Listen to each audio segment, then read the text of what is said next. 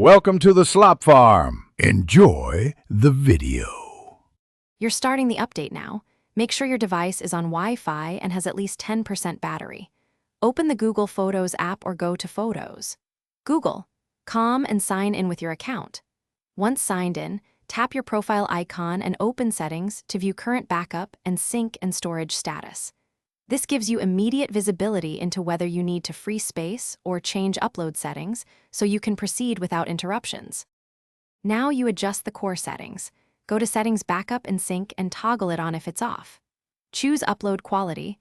Original keeps full resolution. Storage Saver reduces file size to save space, because that affects storage use and sync speed. Then select which device folders to include, such as screenshots or messaging app images, so only desired photos upload. Finally, decide whether to allow uploads over mobile data. Make sure to restrict it if you have a limited plan. Finish by verifying sync. Open Google Photos and check that recent images show the cloud backup icon or appear online. If sync stalls, force close the app and reopen it or restart your device. Clearing the app cache often resolves stuck uploads. If you still see errors, free up storage or update the app via your app store.